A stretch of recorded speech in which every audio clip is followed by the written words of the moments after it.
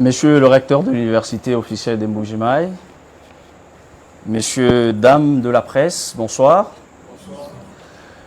Merci d'être venus nombreux répondre promptement à cette invitation pour la tenue de ce point de presse qui se tient bien sûr en prélude de l'organisation du grand congrès d'études congolaises à l'université officielle de Mbuji-Mayi. Et ces assises auront lieu du 26 au 29 mai 2026. Cet événement inédit va porter sur une thématique aussi pertinente. Demain, le Congo du 3e millénaire, conscience historique, gouvernance de savoir et devenir de la nation. Cela dit, mesdames et messieurs de la presse, ce point de presse a 3 moments forts. Le premier, ce sera la communication préalable du recteur de l'université officielle de Mbuji-Mayi. Le deuxième, ce sera le jeu de questions-réponses. Le troisième, ça sera donc le dernier mot du recteur, après tous ces échanges approfondis avec vous autour de ces grands événements. Avant d'appeler le recteur à rejoindre ce lutrin, je vais donc vous convier, vous prier donc de pouvoir mettre vos téléphones en mode vibraire pour vraiment garantir le déroulé parfait de ce point de presse. J'espère que vous allez être d'accord avec moi que les sonneries vont déranger le déroulé de ce point de presse. Voilà, avec tout le respect, je vais donc demander au recteur de pouvoir rejoindre ce lutrin pour sa communication. Merci bien.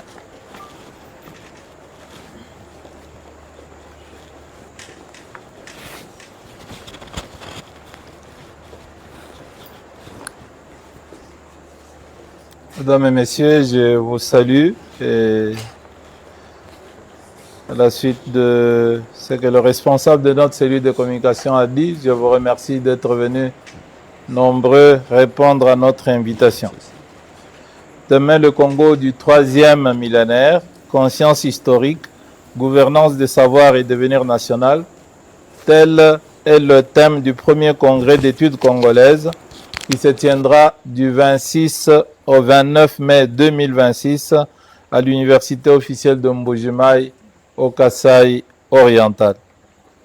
Sous le haut patronage du président de la République démocratique du Congo et avec l'appui de sa ministre de l'Enseignement supérieur, universitaire, recherche scientifique et innovation, ce congrès est organisé par plusieurs sociétés savantes et plusieurs universités du Congo.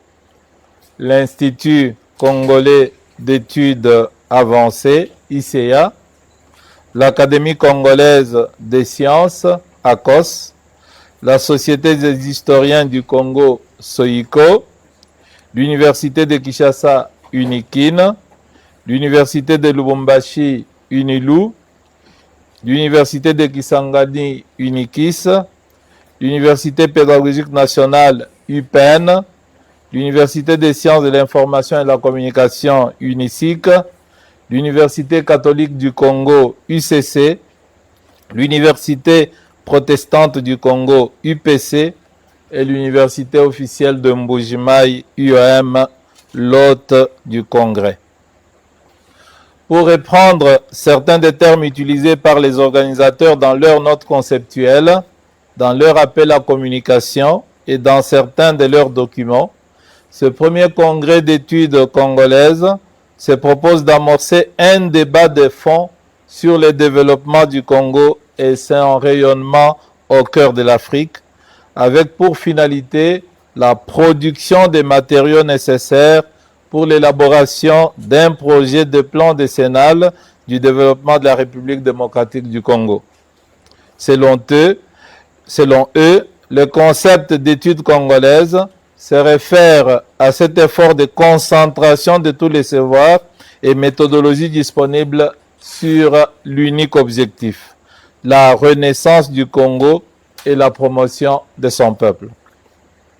Et ce rêve de renaissance n'est pas égoïste, il est panafricaniste, parce que les organisateurs de ce congrès sont convaincus que, en raison de son étendue, du dynamisme de ses habitants et surtout de l'immensité de la diversité de ses ressources naturelles du sol et du sous-sol, le Congo est appelé à être un maillon essentiel de la transformation de l'Afrique en une puissance mondiale d'avenir à l'horizon 2063, année du centenaire de l'Organisation de l'Unité africaine. Et pour que le Congo relève ce double défi, les organisateurs de ce congrès appellent à un réel sursaut national, ce qui n'est possible qu'à partir d'une conscience historique active, seule capable de vivifier à la fois durablement la conscience nationale et la conscience panafricaine. Pour cela, ils appellent surtout à la refondation de la science et de la pensée congolaise, actuellement marquée selon eux par la diminution du nombre des historiens de métier et des spécialistes des sciences sociales, le règne du mimétisme et du psittacisme au mépris de tout effort d'innovation et de création authentique dans les autres domaines du savoir, et le manque de moyens de cadre organique de fonctionnement pour les différentes sociétés savantes qui existent. Pour atteindre cet objectif, le premier congrès d'études congolaises connaîtra 3 grandes sessions. Une session politique autour des communications des 4 ministres nationaux sur l'action gouvernementale pour le Congo de demain. Une session académique autour des 14 réflexions épistémologiques et prospectives sur le Congo de demain. Une session thématique de 47 conférences réparties en 5 ateliers. 1. Aujourd'hui le Congo, population, héritage du passé et enjeux du présent. 2. Savoir, pouvoir et avoir au service de la société. 3. Le Congo de demain, organisation de l'État et de la cité. 4. Le Congo de demain face aux enjeux de l'économie mondiale. 5. Le Congo dans les relations internationales et face aux défis de la déstabilisation et de la violence. Mesdames et messieurs, ce rendez-vous scientifique est une première dans l'histoire de notre pays. Et notre université a le privilège unique d'en être l'hôte, avec la charge d'offrir un accueil humain et logistique digne de l'événement. Notre université ne sera pas seulement l'hôte de ce grand rendez-vous, elle y sera aussi représentée par 5 de ses professeurs dont les propositions de communication ont été retenues au terme d'un travail rigoureux de sélection. Mais l'université officielle de Mbuji-Mayi n'y va pas seule. Elle sera accompagnée localement par l'Institut supérieur pédagogique de Mbuji-Mayi et par l'université de Mbuji-Mayi qui l'aideront à porter le poids du secrétariat de ce colloque dans toutes ces sessions. Mais le grand défi, c'est le défi de la participation.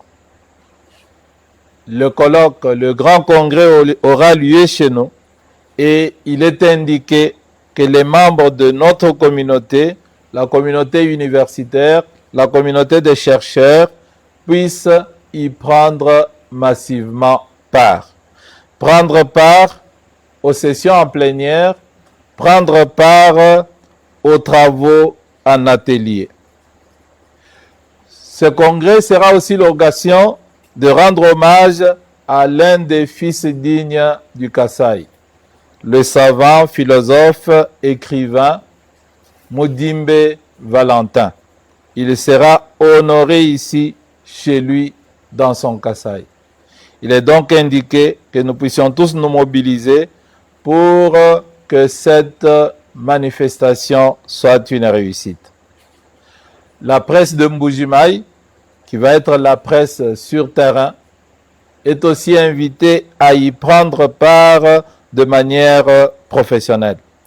Nous souhaitons que pendant ces 4 semaines qui nous restent pour pouvoir célébrer ce grand congrès, notre presse puisse prendre une part active dans la campagne de sensibilisation afin que tout le monde sache que nous aurons un grand événement national ici et que ceux qui le peuvent puissent y prendre part. Nous compterons aussi sur vous pour la couverture médiatique. C'est une couverture médiatique complexe parce qu'il y aura des sessions en plénière, mais il y aura aussi plusieurs sessions en atelier. Au total, une soixantaine de conférences qui seront prononcées par les meilleurs de nos professeurs, les meilleurs de nos savants, les meilleurs de nos intellectuels congolais. Voilà pourquoi je vous ai appelé ce soir. Parce que sans la presse, il n'y a pas de réussite possible pour des événements de telle ampleur. Je souhaite donc que vous puissiez prendre conscience de votre responsabilité et que pendant ce mois qui nous reste, pendant les 4 jours de célébration de ce congrès, vous soyez les plus présents et les plus actifs. Je vous remercie.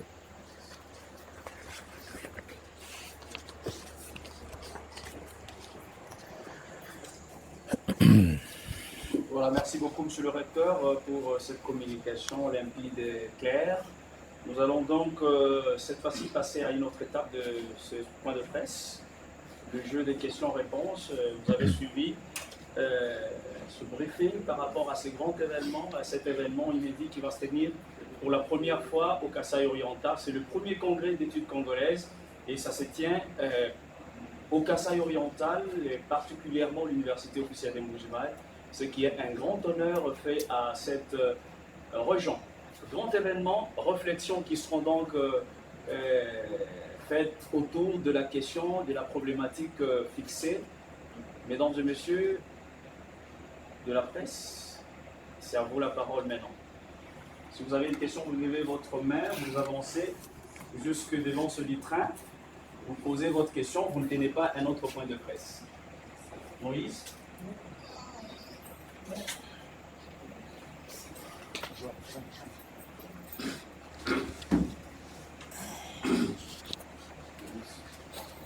Ça va, je peux.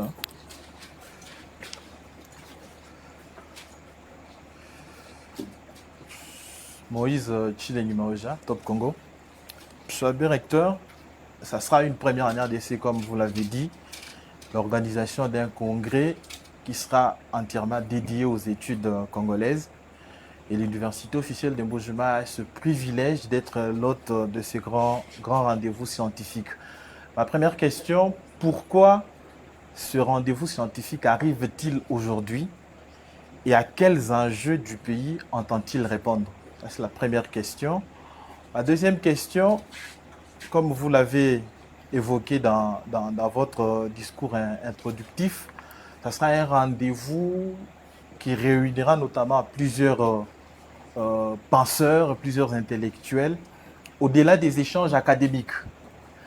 Ce congrès, quel est l'impact véritable, l'impact concret que ce congrès peut-il avoir sur les politiques publiques et surtout sur les développements de la RDC? Parce que la thématique centrale tourne autour du développement de la République démocratique du Congo. Donc, au-delà des échanges académiques qui seront naturellement au rendez-vous, quel est cet impact concret que ce congrès peut-il apporter? Merci.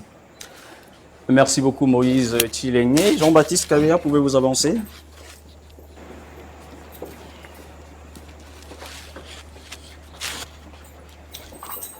Merci beaucoup. Merci à Monsieur l'abbé recteur et félicitations pour ces lobbying. Premier congrès, l'IOM a le privilège de l'organiser. Ce n'est pas aussi facile au regard de la curielle de l'université congolaise. Je voudrais vous poser quelques questions. Pour commencer, on reproche très souvent aux intellectuels congolais d'être très théoriques. Ça veut dire qu'il y a pas mal d'ateliers, de conférences, de symposiums qui s'organisent dont la praticabilité pose problème. Comment ce congrès va-t-il se départir de cette logique de rester tant théorique que pratique? Et puis, les thèmes qui sont pris en compte dans le cadre de ce congrès ont-ils été d'une urgence nationale? C'est sur base de quels indicateurs ces thèmes ont été choisis?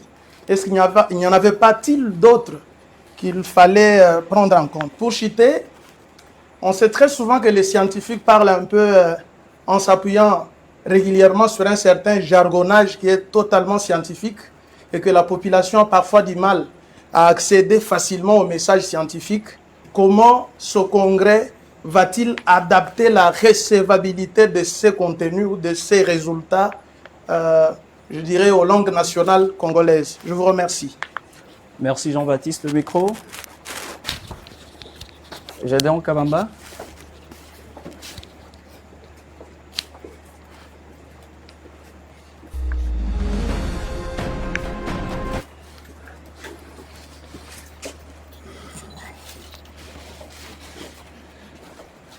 Gédéon Kabamba Miteo, RTNC. Je crois que mes prédécesseurs ont félicité M. le recteur pour les lobbying. Je voudrais passer à mes deux préoccupations. Je crois que ce congrès, tel que je le vois mentionné, c'est le tout premier. Il fait appel à des défis énormes, surtout d'ordre logistique, connaissant la province qui est la nôtre. Comment pensez-vous affronter les défis logistiques? Au-delà de ce privilège d'organiser ce premier congrès, est-ce que tous les moyens sont mis en jeu, surtout du point de vue logistique? Alors la deuxième question, aujourd'hui ce premier congrès intervient au Kasaï oriental, précisément à l'université officielle de Mbuji-Mayi.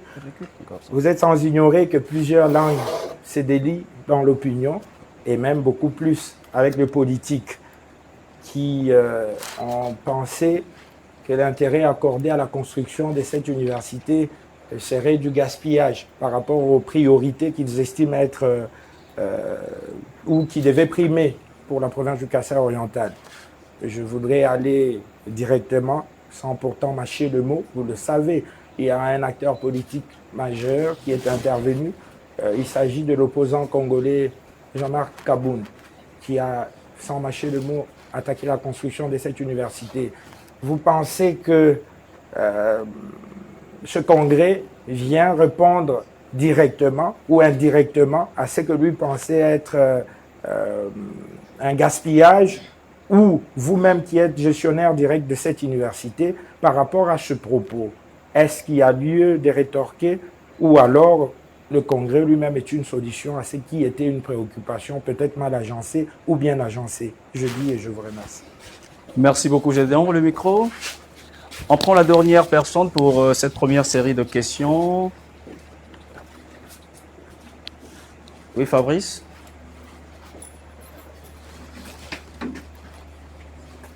On pouvait tenir carrément. Merci beaucoup. J'avais des questions, mais une autre a été posée par mon confrère Moïse. Monsieur le recteur, je voulais vous demander, c'est lui-même qui organise ces congrès d'éthique. Vous pouvez d'abord commencer par vous présenter. Je m'appelle Fabrice Kankonzej. Alors, je voulais savoir en quoi ce choix de l'UEM est symbolique dans l'histoire scientifique de notre pays. Et si je peux ajouter encore une autre question, quelles sont les retombées pour les étudiants, notamment les chercheurs de la ville de Mbuji-Mayi? Je vous remercie. Merci beaucoup Fabrice pour vos questions. Je crois que c'est une première série de questions. Monsieur l'abbé recteur. Je réponds assis ou bien debout? Assis, c'est bien. bon, Okay, ça va. Très bien.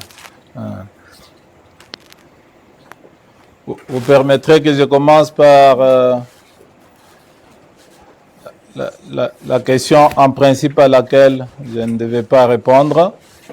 C'est la question sur université, gaspillage ou pas. Vous le savez, le temps d'un professeur est très précieux et il ne peut pas le perdre à répondre à des questions qui ne relèvent pas, en fait, à des conflits ou des débats qui ne relèvent pas du bon sens, tout simplement. Je ne voudrais pas personnellement alimenter le bruit de... Donc, monsieur l'abbé, sans vous couper la parole, un point de vue technique, on pense que si vous tenez ici, c'est bien. Ça va permettre aux journalistes de bien prendre le son. Ah, ça va, très bien. Non, je disais que c'est bon. Permettez, avant que je ne m'occupe des questions qui sont importantes, de répondre à la question qui peut-être agité les réseaux sociaux, les débats publics dernièrement. En principe, je n'aime pas répondre à de telles questions parce que c'est une perte de temps. Le temps d'un professeur est très précieux et il ne s'occupe pas de questions qui ne relèvent pas, ou de polémiques qui ne relèvent pas du bon sens, tout simplement. Parce que par option personnelle, je n'aime pas alimenter les bruits de la fameuse caverne de Umberto Eco. Alors, la deuxième chose que je voudrais dire, c'est qu'en politique, vous pouvez haïr qui vous voulez. Mais devant de bonnes œuvres, il faut apprendre à se situer au-dessus de ses sentiments personnels et embrasser la vérité.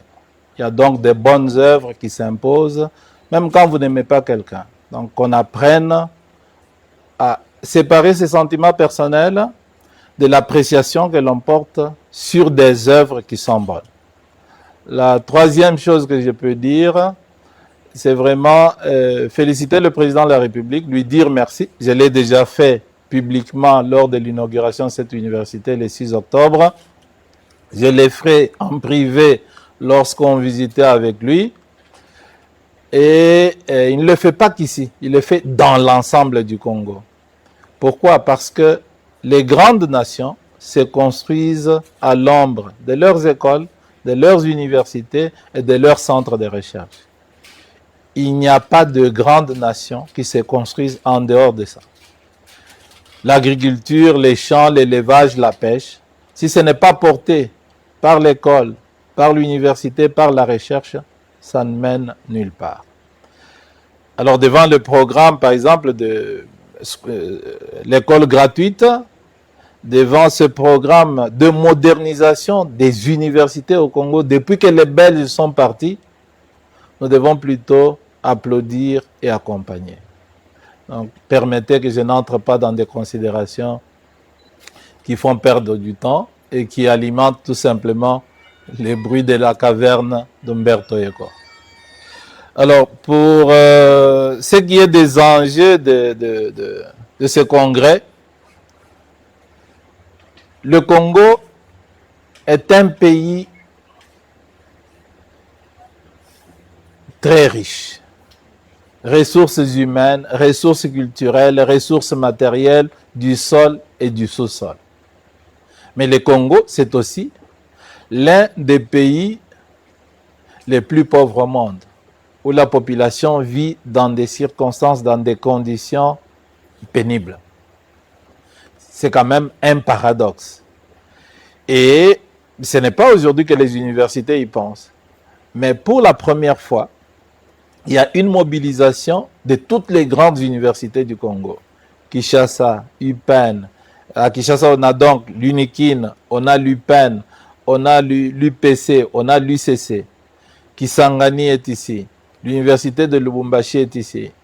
Et vous avez aussi toutes les grandes sociétés savantes congolaises qui ont dit, est-ce qu'on peut se mettre ensemble pour dire qu'est-ce que nous, en tant que monde de la recherche, le monde de la pensée, nous pouvons apporter pour dépasser ce paradoxe.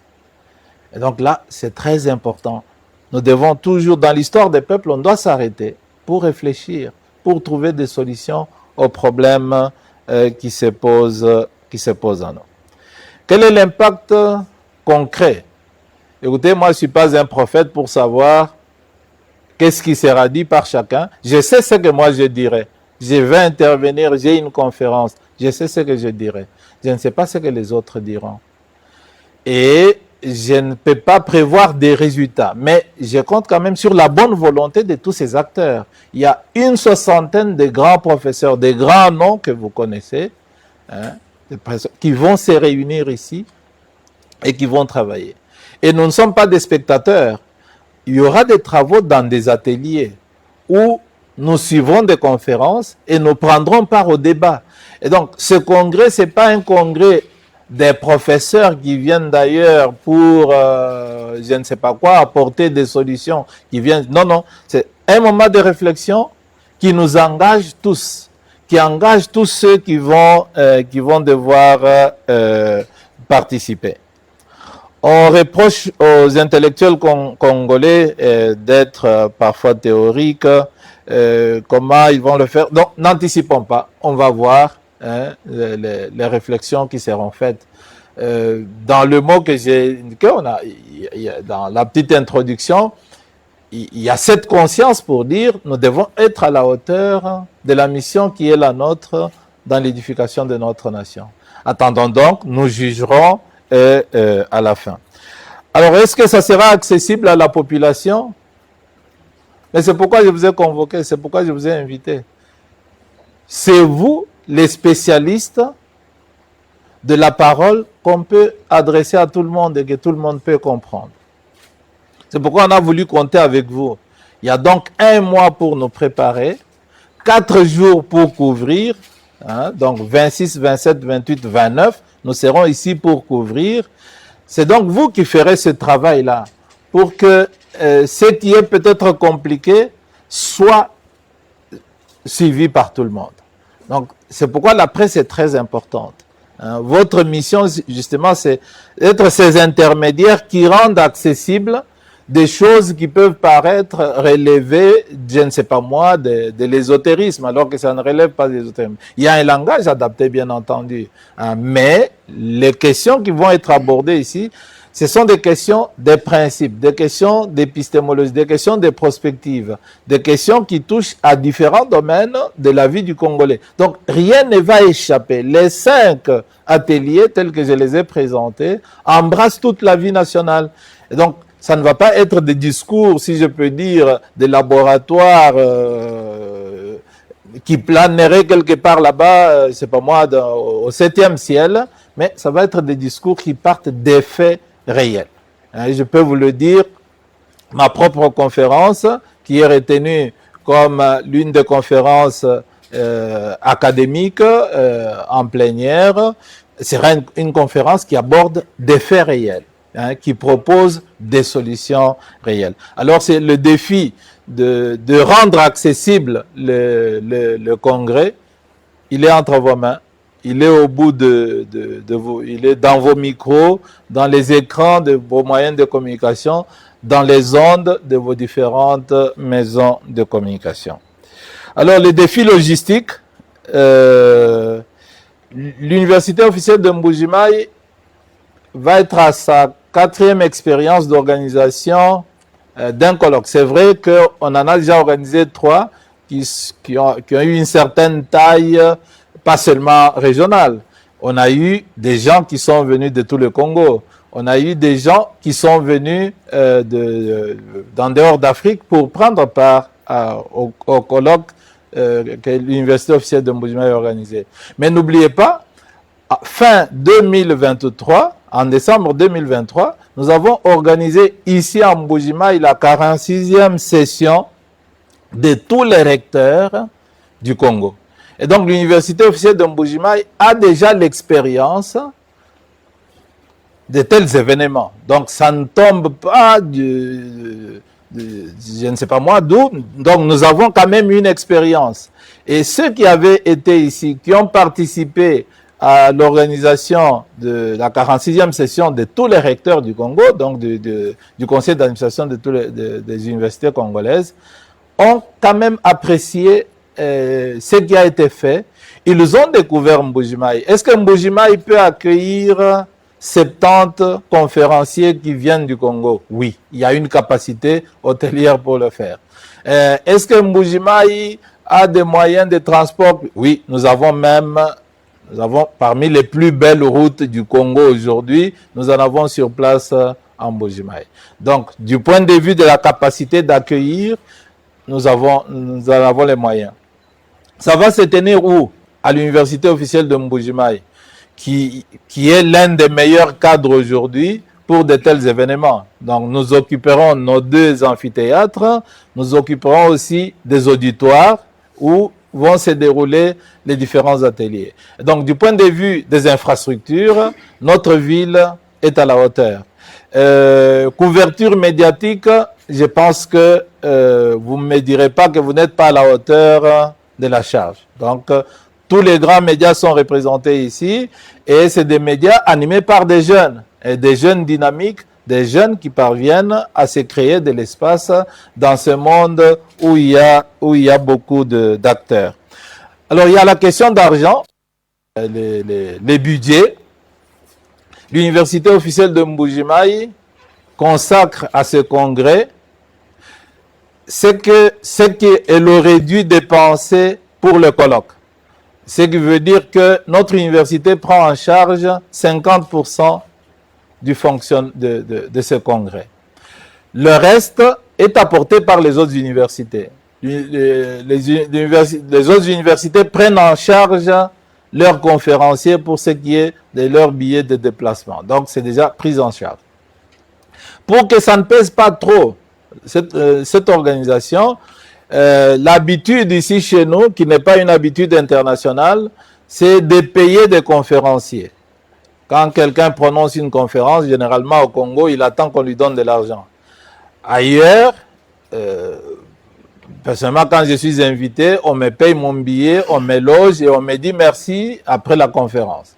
Donc, comme nous nous réunissons comme corps, non pas comme des mercenaires qui viennent rendre des services, mais comme un corps qui réfléchit sur sa situation et sa mission dans notre société.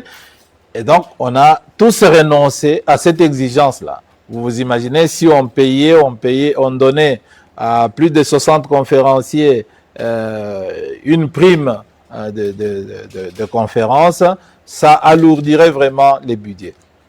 Donc, les moyens, si je peux dire financiers, on a déjà réuni la plus grande enveloppe. Nous espérons que de son côté, le gouvernement va nous accompagner parce que, comme je l'ai dit, on attend au moins 4 ministres nationaux qui vont venir prendre part. Et bien entendu, notre ministre de tutelle, la professeure Marie-Thérèse Sombo Mukuna, qui sera avec nous ici. Donc, du point de vue de logistique, non. Alors, l'UAM, quelles sont les retombées? Plusieurs retombées pour l'UAM. La première, c'est cette visibilité qu'acquiert notre université. Nous serons pendant une semaine le centre de la réflexion et de la recherche scientifique au Congo.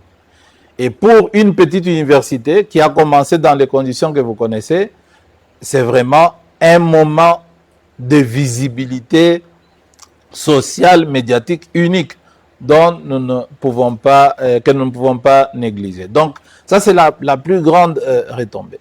L'autre retombée, c'est la décentralisation, si je peux dire, de la vie académique, de la vie scientifique au Congo. Généralement, on aux grandes villes, donc Kinshasa, Lubumbashi, Kisangani et dans une certaine mesure Goma et tout ça. Mais là, on vient au centre du Congo. Au moment même, disons, ce congrès, quelqu'un a cru que est-ce une réponse à des déclarations? Non, non, non, ce congrès est préparé bien avant. Ça va? Il est préparé bien avant. Il répond seulement aux questions du Congo. Donc, ce sont des préparations. Alors, si quelqu'un dit, par exemple, qu'on aurait dû faire des champs, il aurait dû ne pas construire sa maison et commencer par là à faire des champs quelque part. Ça va? Donc, ce congrès, il est important. Il est important. Il est prévu depuis déjà 3 ans qu'il est en préparation. Alors, donc, il y a donc alors, il y a troisième retombée. Chez moi au village, quand on tient de colloques, la publicité c'est « Venez voir à quoi ressemble la tête d'un professeur d'université ». Donc, les gens de Mbuji-Mayi sont peut-être habitués à voir nos têtes à nous, quelques professeurs ici. Mais là, ils vont voir aussi d'autres têtes et les grands noms dont vous entendez toujours parler. Tous ici, nous avons étudié Ndayuel, ça va? Mais vous verrez Ndayuel ici. Il va venir ici en Mbuji-Mayi. Ça va? Il y a tous les grands noms de la recherche du monde universitaire congolais. Vous les verrez ici. Et donc, vous pouvez venir, non pas pour suivre, mais au moins pour voir à quoi ressemble la tête d'un professeur d'université. Quand on dit Ndaiwel, comme ça, vous pouvez venir toucher Ndaiwel. Vous avez la chance de toucher le professeur d'ici. Vous nous touchez tellement que vous banalisez notre présence, mais vous venez voir les grands noms de la science congolaise. Ces gens que vous étudiez là, vous les verrez ici. Vous aurez l'occasion de les toucher, de les entendre. Et cela peut susciter, n'est-ce pas, susciter d'autres vocations. Alors, l'autre retombée, c'est le défi qui est lancé à notre université. Pour que, après cet événement, après ce grand rendez-vous, elle soit différente, elle fasse mieux. Et là, nous avons des infrastructures. Il est facile d'avoir des infrastructures d'université et il est très difficile d'avoir des universitaires. Là, nous avons des gens qui viennent chez nous en réunion chez nous. Ça doit nous aider à prendre conscience de ce que nous sommes devenus grâce à cette transformation opérée par le président de la République, donc qui a fait ça. Et puis d'ailleurs, je vous informe que ça, ce n'est qu'une première phase. La deuxième phase va commencer maintenant. Que les jaloux, ça va, sachent qu'ils vont souffrir davantage parce qu'on va encore ajouter ici. On va ajouter d'autres auditoires. Ça, ce n'est que 30% de ce que le président a prévu de faire ici.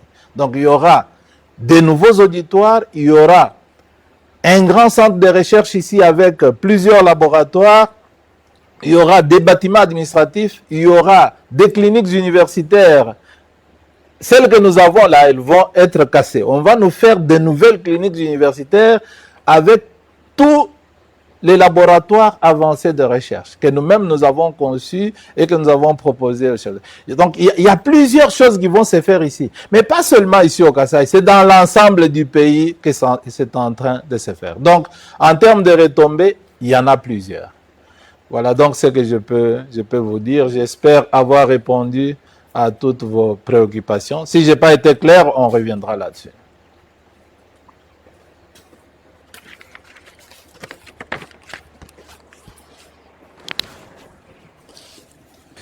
Voilà, merci beaucoup, monsieur l'abbé recteur, pour la réponse assez claire apportée aux questions posées pour cette première série. On prend la deuxième série.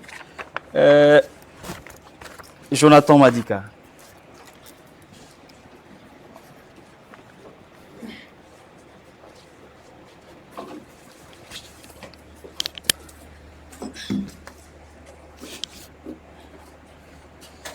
Bonsoir, monsieur le recteur. Bonsoir. C'est Jonathan Madika pour les comptes d'etoilenews.net. J'ai une question, mais en deux volets. Le premier volet, je voudrais savoir, en fait, on est habitué avec l'organisation du colloque au mois de mai. On sait déjà que chaque année, il y a un colloque international que l'Université officielle de Mbuji-Mayi organise. Cette fois-ci, on est surpris avec l'organisation du premier congrès d'études congolaises. Nous voulons savoir, les congrès cette année n'aura pas lieu ou soit il est reporté? Vous voulez parler du colloque plutôt. Merci beaucoup. Et la dernière préoccupation, avec l'organisation, nous savons que vous avez organisé plusieurs assises scientifiques. Avec l'organisation de ces assises scientifiques, quelle image voulez-vous donner à l'université officielle de Mbuji-Mayi, celle qui n'existait pas avant votre arrivée à la tête de cet alma mater? Merci beaucoup.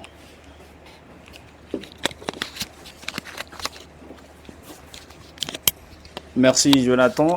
Hervé?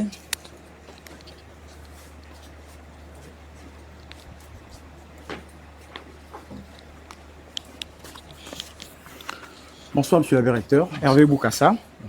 Moi, j'aimerais un peu revenir un tout petit peu en arrière par rapport à une question dont je n'ai peut-être pas bien saisi vos réponses. J'aimerais savoir, étant donné la portée de ces concrets, comment vous pensez faire bénéficier les acquis de ces congrès aux universités du Kassai oriental premièrement, parce qu'il n'y aura que quelques universités, selon ce que je vous ai entendu dire, l'université de Mbujimayi et l'ISP. Et comment pensez-vous faire bénéficier les acquis de ces congrès aux autres universités du Kassai, à l'ensemble des universités de la République démocratique du Congo, mais aussi à la population congolaise, puisque la thématique porte sur le développement du pays. Voilà un peu ma question. Merci beaucoup Hervé Boukassa. Christian Nguereka, vous aviez la main en l'air. Madame Mester, on va venir à vous.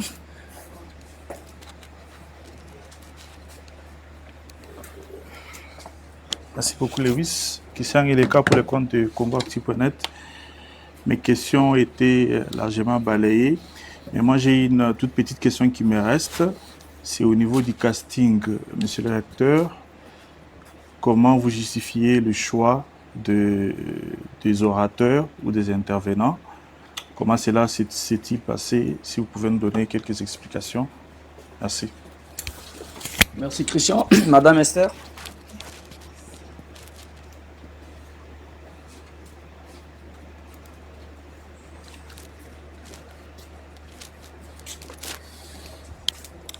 Merci.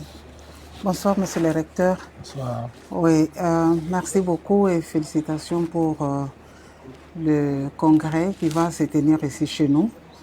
C'est très important. Moi, je suis en train de penser comme la maman qui va au marché. Il y aura un congrès en Mbujimayi au Kassai oriental. Qu'est-ce que ça va lui apporter dans sa vie quotidienne? Cette maman qui est au marché, cette maman qui est dans les milieux ruraux, qu'est-ce que ça va lui apporter, le congrès? Bien qu'on va parler du développement. Et aussi, je suis en train de penser à ce congrès-là en tant que recteur de l'université de Mbujimayi. Les choix est porté sur notre province, sur notre ville pour abriter ce congrès. Je me pose aussi la question de savoir ce congrès-là, quel sera donc, qu'attendez-vous vraiment comme résultat vous-même, parce que quand vous étiez dans des rencontres et quand vous étiez consulté pour que ça se passe chez vous, vous-même vous attendez à quoi exactement? Qu'est-ce que vous attendez? Qu'est-ce que vous voulez voir comme changement? Merci beaucoup. Merci beaucoup, Madame Esther. Voilà. Dorière.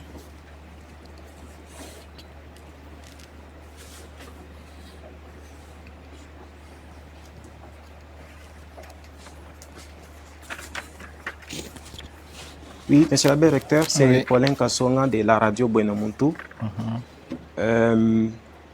L'une des questions que je voulais poser, parce que les autres ont été déjà posées, je voulais savoir si vous, en tant que premier organisateur, parce que c'est vous qui allez accueillir ces congrès, est-ce qu'il va aider la population de notre province à valoriser les traditions de cette province, et quand si il parviendra à valoriser, à aider cette population à valoriser leur tradition, est-ce qu'il y aura encore un plus qui va s'ajouter? Merci. Voilà l'homme de la première série qui revient dans la deuxième. Bon, une petite faveur, tu peux t'avancer, Gédéon.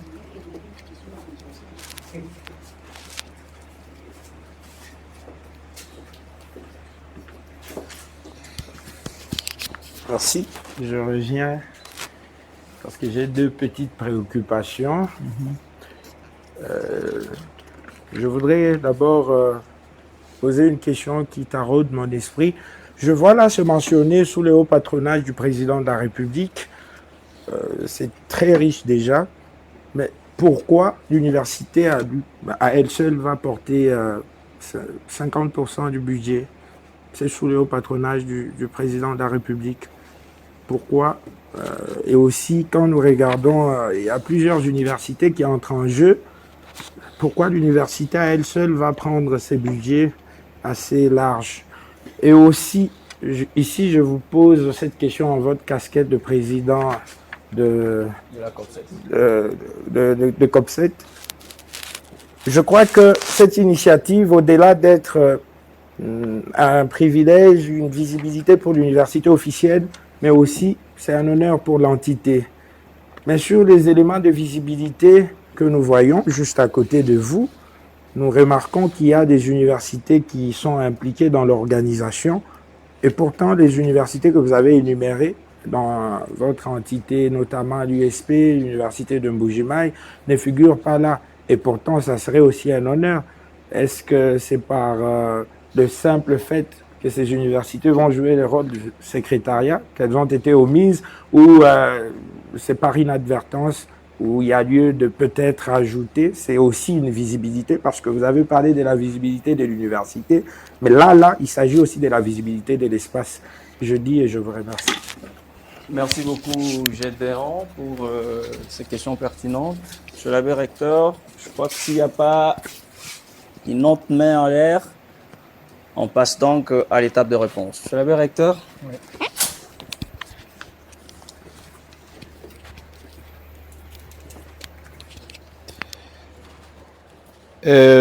Colloque international de Mbuji-Mayi, congrès d'études congolaises. En fait, le colloque international de Mbuji-Mayi, qui est une institution, accueille cette année le premier congrès d'études congolaises. On n'a pas voulu multiplier, si je peux dire, de conférences, des réunions. C'est-à-dire, ça va, il y a celle-là qui nous est offerte. Nous pouvons donc l'accueillir au sein. Donc, notre colloque international accueille le premier congrès d'études congolaises. C'est ça donc qu'on a voulu. D'où, en fait, c'est pourquoi les budgets que nous, on consacre normalement à notre colloque international, on l'a passé pour prendre en charge le congrès. Comme vous souvenez, si vous vous souvenez bien, l'année passée, notre colloque avait porté sur du Sud Kasaï au Kasaï orientaux, la région, l'université face à l'avenir de la région congolaise de Mbuji-Mayi. Et là, on est presque dans le prolongement. L'année passée, ça a été une réflexion, si je peux dire, régionale. Et ici, c'est une réflexion nationale. Donc, il y a quand même une relation entre les deux, même si cela n'a pas été ainsi voulu par les organisateurs. Donc, c'est comme ça que nous le faisons. Alors, quelle est l'image que je voudrais, peut-être, c'est une image d'une jeune université qui inaugure quand même, si on peut dire, une autre présence du monde universitaire dans notre pays. Nous avons là des vieilles universités, des universités de grandes traditions, qui sont déjà affirmées au niveau national et international, et une jeune université en plein processus de modernisation qui accueille un tel événement. C'est d'abord de la part des organisateurs un choix pour dire l'université, la pensée, la science, ce n'est pas seulement dans les grandes villes traditionnelles, Kinshasa, Lubumbashi, Kisangani, mais c'est aussi, soyons attentifs à cela, à ces jeunes universités qui sont nées dans les années 90 et qui sont en train de faire du chemin et sur lesquels nous devons compter. Donc nous pouvons considérer cela comme un défi qui nous est lancé. Vous vous dites université, vous êtes université et nous allons vers vous. Voilà. Donc c'est quand même un honneur qui nous est fait, mais aussi un grand défi qui nous est lancé. Et je suis convaincu que l'impact de cet événement sera grand d'ailleurs à l'intérieur. Je vois, il y a eu un appel d'offres, donc j'enseigne d'ailleurs avec la troisième question avant de revenir. Donc, quel est le choix qui a été fait pour des orateurs, les castings et tout.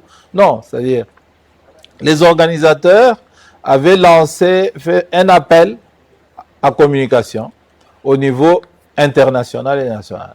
Les gens ont présenté des textes, ont présenté des projets. En ce moment-là, moi aussi j'avais présenté mon projet et ici à l'université officielle de Mbujimayi, nous avions été 3 professeurs retenus en ce moment-là.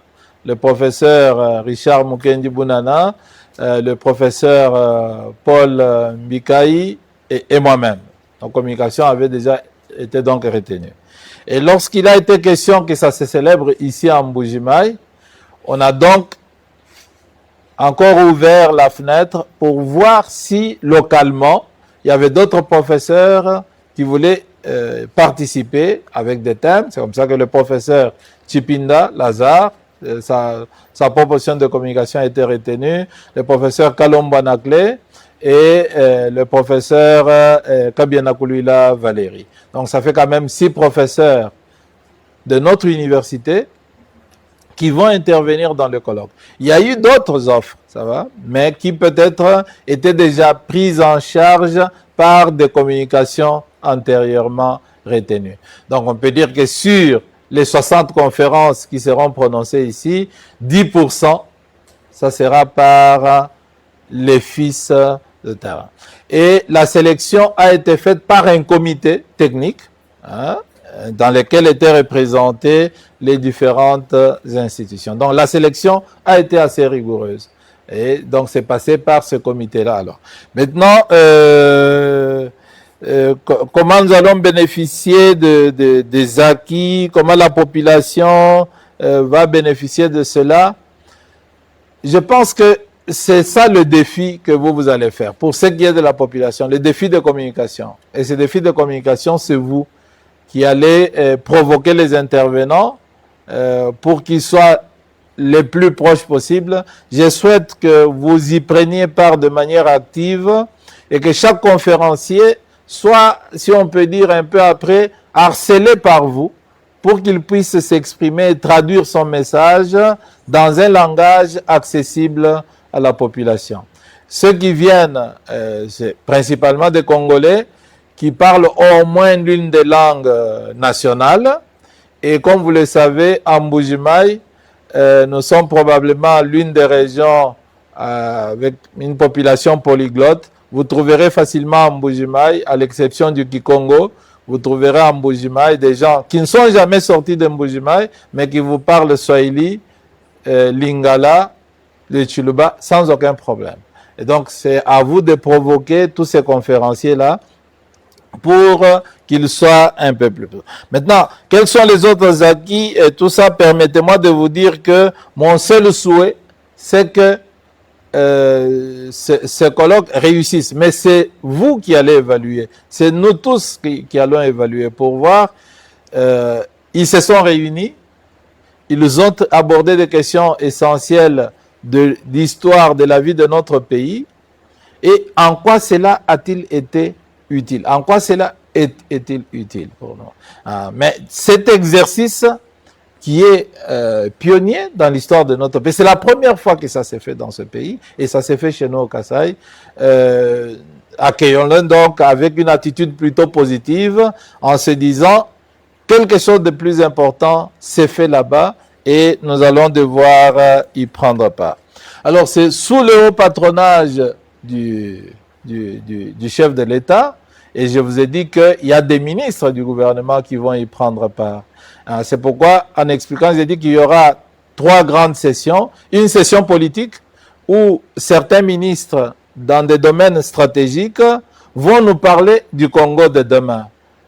Donc du Congo de demain à partir de l'action gouvernementale. C'est pourquoi c'est sous la responsabilité, c'est sous le patronage du chef de l'État. Alors, quelle est la contribution de l'État? Prenons notre mal en patience. Le président de la République est très sensible à des initiatives comme celle-là, comme celle-ci. Je suis sûr que l'équipe qui est à Kinshasa l'a déjà touché et que les membres du gouvernement qui viendront,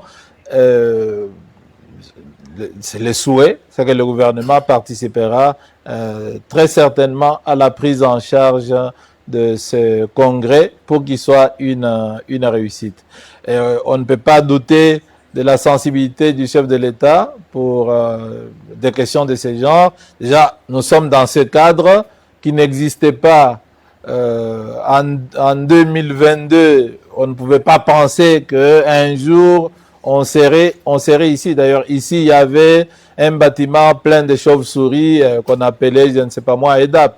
Donc là, c'est différent. On est déjà dans un autre cadre. Et donc, contribuer à la prise en charge de ce congrès, ça ne représente rien par rapport à ce qui est investi, ici.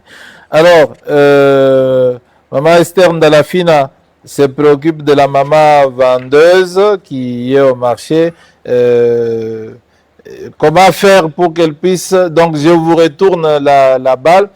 On fera ce que vous avez toujours fait pour que Ndalafina soit suivi. Ça va? Donc, vous serez notre interprète auprès de... C'est ça vraiment le grand défi. J'aimerais vraiment... Nous allons au niveau de l'université avec notre cellule de communication. On va produire des spots en français, en Chiluba, pour que les gens soient informés. Mais je souhaite aussi que vous, les hommes des médias, à partir d'aujourd'hui, vous réserviez une place dans vos espaces pour communiquer sur cela, hein, pour interviewer, pour communiquer sur cela, afin que les gens sachent que quelque chose va se passer ici. Ce qui se passe ici, c'est pas une messe noire entre scientifiques dans une université inaccessible. Non, la population de Mbujimaï aime cette université et la considère comme son université. Et ce qui se passe ici est suivi. Donc, il ne faut pas seulement que les gens commandent des déclarations qui ne relèvent pas du bon sens, et de les maintenant à s'occuper, n'est-ce pas, d'une activité qui est digne de l'université. Donc, faites du bruit sur ça, n'en faites pas sur des déclarations qui n'ont aucune importance. Donc, c'est vraiment à vous de nous aider à faire arriver. Que les gens sachent que ça va avoir lieu, que les gens connaissent la structure et les thèmes qui vont être abordés ici, et je pense que vous nous aiderez à, déjà, du point de vue de la communication, atteindre une certaine réussite. Alors, qu'est-ce qui va en être de nos traditions ici, locales et tout? Bon, on vient parler du Congo. N'ayez pas peur, on ne va rien détruire ici. On vient construire le Congo. Hein, ça va. On vient pour la construction du Congo de demain. Et ceux qui viennent ici, c'est des personnes qui aiment bien leur pays et qui veulent que ce pays aille de l'avant. Et les différents ateliers, les 5 ateliers qui vont avoir lieu, dans chaque atelier, il y aura en moyenne 8 conférences par atelier. Et ces ateliers, comme je l'ai indiqué, sont thématiques. Hein. Il y a des ateliers qui vont parler de nos populations, qui vont parler de nos traditions, qui vont parler de notre histoire. Donc, on pourra discuter dans ces espaces-là pour voir la configuration culturelle du nouveau Congo. Alors, visibilité de la COP7. Là, nous avons des organisateurs. Et lorsqu'on dit organisateur, ça veut dire aussi de l'argent. C'est-à-dire des gens qui ont été dans la conception et des gens qui y ont mis des moyens financiers.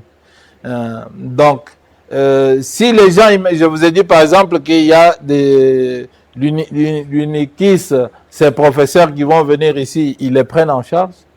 Et donc, si vous voyez un logo là-bas, sachez que derrière ce logo, il y a un travail de conception, mais il y a aussi de l'argent qui ont été mis dans. Alors, si les autres institutions du Kasaï veulent que leur logo figure là-bas, ça ne nous coûte rien, et non qu'à y mettre, dire voilà, nous allons apporter autant, et il n'y a pas de problème. Donc, on va ajouter, il y a encore assez de place sur ces flyers.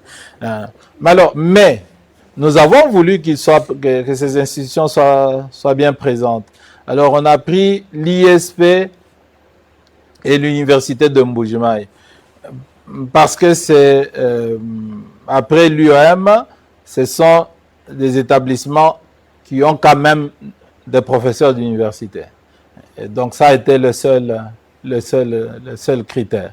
Ils ont des professeurs d'université dont le profil correspond à celui, du personnel dont on a besoin. Et puis, porter le secrétariat d'un congrès de ce niveau-ci, présenter les rapports, le secrétariat est un travail très important. Hein. Donc, moi, j'ai été secrétaire toute ma vie. Je sais ce que c'est. C'est d'ailleurs le secrétariat qui fait finalement le congrès. C'est le secrétariat qui oriente la compréhension du congrès. Alors, il y aura donc des équipes où il y aura, on nous a présenté d'ailleurs, donc les autres, on a demandé s'ils pouvaient nous faire parvenir des listes des personnes qui pouvaient y prendre part. Donc, ils nous ont donné leur liste. On a procédé à un casting, donc à une sélection, et on a constitué des équipes dans lesquelles l'UM sera présente, l'ISP, qui est l'aîné des établissements d'enseignement supérieur au Kasaï oriental, sera présent. Donc c'est ça que nous avons fait. Quant à apparaître là-bas comme organisateur, bon, ça va. Mettez un peu d'argent et vous y êtes sans problème. Même si l'association des journalistes de presse, comment vous appelez, de presse, vous voulez apparaître là-bas, dites-le nous, on est prêt.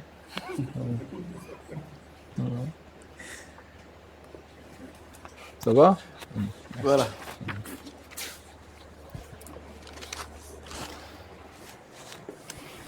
Bien, merci, Monsieur l'abbé recteur, pour la clarté de vos réponses. Je crois qu'il n'y a plus de zone d'ombre dans la salle, ce qui signifie que nous prenons un autre virage de ce point de presse. Ce sera pratiquement le mot de clôture. Peut-être, Monsieur l'abbé recteur, un mot qui va nous permettre justement de tirer le rideau complètement de ce rendez-vous. Bon, je vous dis un grand merci pour le temps que vous nous avez consacré.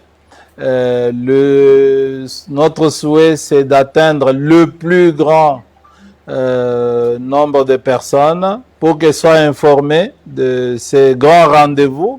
Donc, du 26 au 29 mai, nous aurons le premier congrès d'études congolaises. Donc, dans l'histoire du Congo, c'est la première fois qu'un tel rendez-vous scientifique a lieu, et il aura lieu chez nous en Mbujimaï.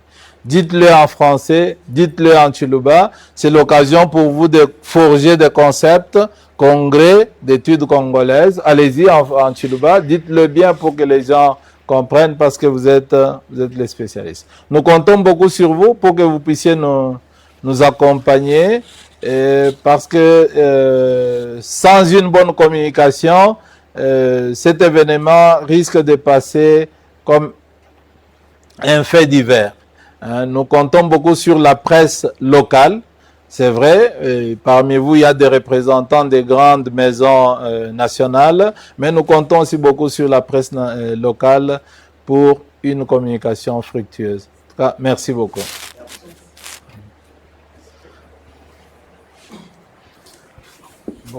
Depuis qu'on a commencé, je n'ai pas entendu des applaudissements dans la salle. Bon, les journalistes n'applaudissent pas. Non, ah, c'est ça. Voilà.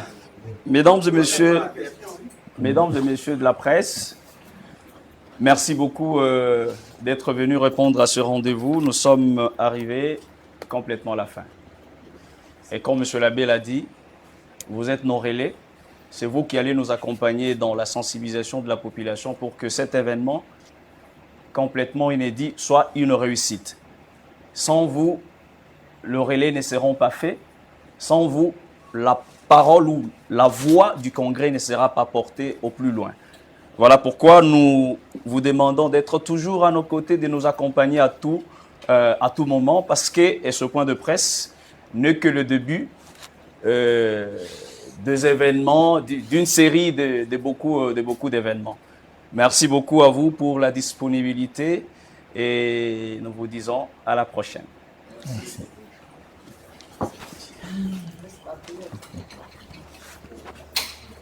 Pardon? Ah.